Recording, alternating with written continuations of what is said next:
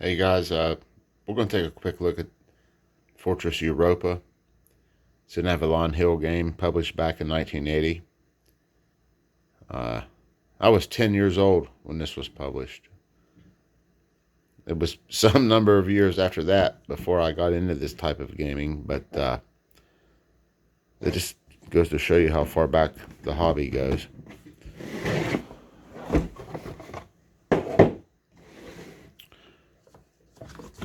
We have some realistic optional rules for Fortress Europa. It's a little pamphlet. I don't know. I don't know if this. It's an 8-page pamphlet. I don't know if this came with it or not. Optional German TAC availability chart. Oh, that's where these numbers come from. Okay. I have another copy of this game where it's all written up. Highlight the rule book. I mean, it's highlighted. There's all kinds of different shit written in the margins. There's all kinds of shit written on the charts. And one of the things I noticed written on the charts, under the German tactical air numbers, were a second set of numbers in parentheses. And I started to wonder where those come from, because there was I'll show you. I'll make a different video about it. But I don't know where this came from. I don't know if it came with this version. Maybe it did.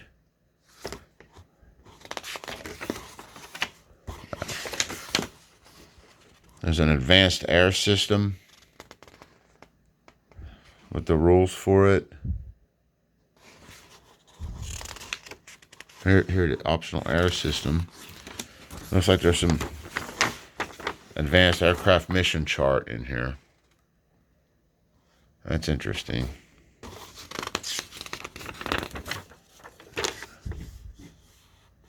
Some variations, the funnies. Oh, they're talking about tanks. I thought they were talking about comics. It's going over some other lowland movements, alternate rail movement, combining reduced units. So, yeah, this looks like quite a bit of an upgrade. Realistic optional rules. It's published by Avalon Hill, but I don't think that it came with this game in 1980. Here's the rules for Fortress Europa. They're in black and white matte paper. You could easily write on this with pencil or pen. I would recommend pencil. This type of paper is great. I wish all war game rules came on this type of paper. Here it's just, breaking down the units,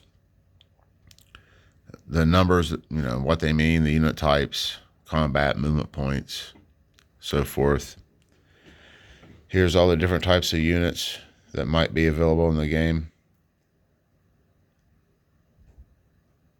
And here's some more up here. Assault gun. You don't see those very often. Well, you probably only see them mostly in World War II games, and not very often at that. It's 3 columns per page. Pretty small print. The total rule book count would be, minus the scenarios, would be 10 pages. It's only 10 pages of basic rules. Then you have optional rules starting on page 11, which goes, oh man, this goes over all kinds of stuff. SS units, decoys, armor releases, bad weather, flooded terrain, Scorzini's commandos, Operation Grief, that's it. Sudden death victory conditions. And then Then it goes into the scenarios. So there are a few different scenarios other than the main game. There's a quick appendix, but it's really just examples of play that aren't not really that helpful as they're shown, or how do you say it, as they're portrayed. Here's your terrain effects chart. Has your terrain type, the effects on the movement, how many units can stack there, and the effects on combat. And then it gets a little bit, yeah. And then on the back here, there's a movement allowance chart. Depending on the weather, and you have you have 2 impulses per turn, and there's a first impulse and a second impulse, and it tells you how much each unit can move depending on the weather and the impulse. The rules themselves are your basic rule game, case in point type style. They're going over headquarters, combat. Even with my glasses off, I gotta have this pretty close to my face to read it. And I don't need glasses to see things close. I need glasses to see things far. But that's how these old games were. Ooh, look, let's check these staples out. A little bit of rust. A little bit. Pretty old game. Oh, look, going over to the Volkstrom. Partisans. Ooh. Paratroopers. Commandos and Rangers. Panzer Reserve and Mulberries. Here's your design credits. The original game design was by John Edwards. The game was developed by Alan Moon. The Avalon Hill redesign was by Alan Moon and Richard Hamblin.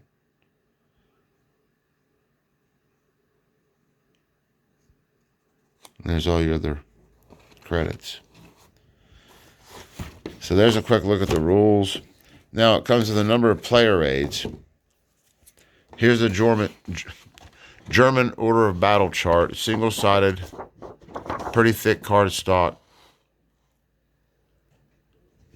Gives your at-start units on what section of the map they start in. That's these letters along the side there. These are pretty standard for the games of the time. Here, there's German Order of Battle Chart 2.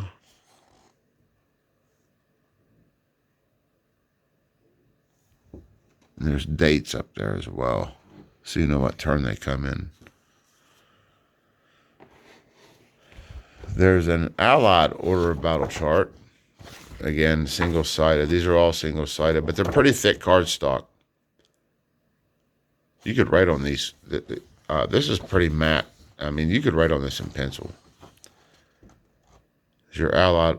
Ooh, look at all that. It's your Allied Order of Battle chart number 1. Here's, if I can get it, Allied Order of Battle chart number 2.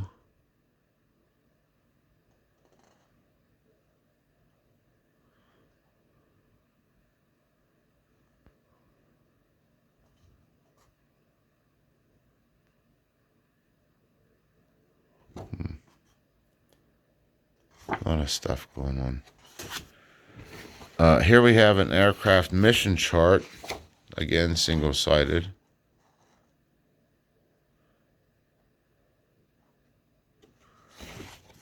Well, you have different types of missions you can send your aircraft on, such as strafing, ground support, railway attacks, bridge attacks, U-boat, V-site attacks, counter-air. Carpet bombing is only SAC only. You have two types of aircraft, strategic and tactical. TAC can only do certain things. SAC can only do certain things. SAC can do a lot of things that TAC can't. Here's a replacement chart. Here's the German TAC availability chart. Here's that chart I was telling you about. The other version I have of this, the guy's got some stuff written down here in just like this, but they're different numbers. And I'm like, where the hell did those come from? But that rule that we saw earlier explains it. It just wasn't in that version of the game I got. Here's a time record track, which is your turn record track. It's quite extensive. Replacement track, where you keep track of replacements. Again, single-sided, but it's pretty thick cardstock. Now, these are just like a pad of paper. I don't even know where these came from.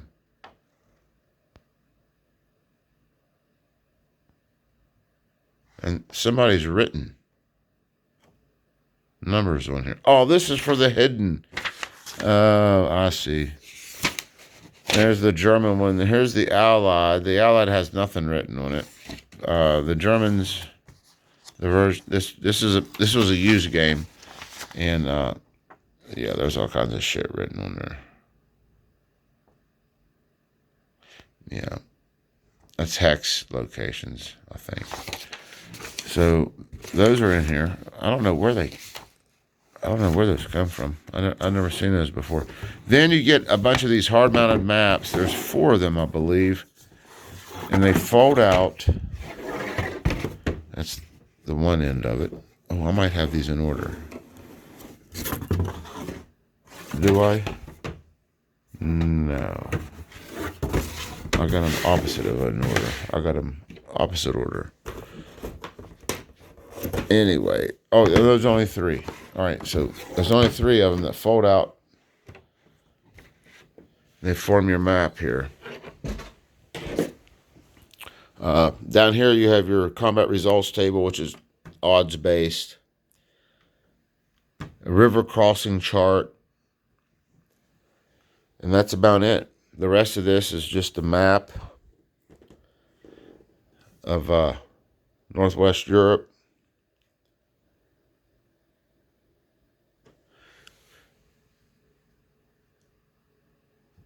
Pretty plain and uninspiring map.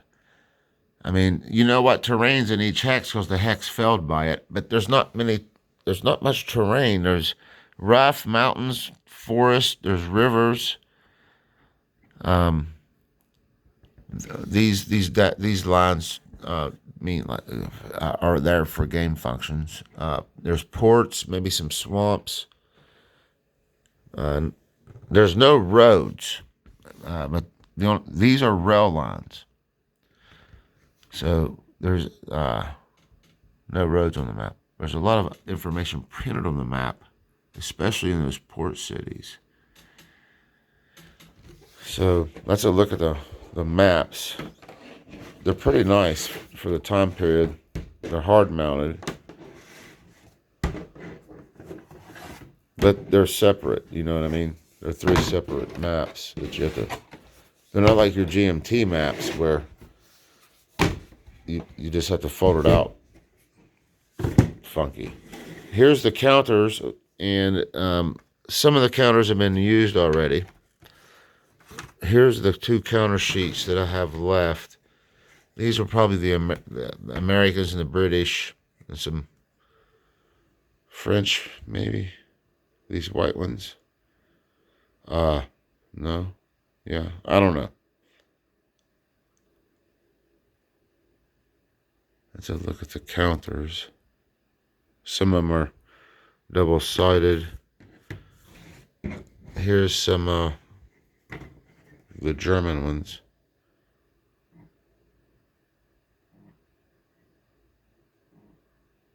And the ones that you don't see that are punched are in this counter tray, I guess, that came with the game. And it's a white one. I've never seen a white counter tray. It's a white one. This is, I guarantee you, the original die that came with this game. Guarantee you that is. And here's all the other units that are not in the sprue up here. They're in the counter tray. So, hey guys, thanks for watching another quick video. Have a good night.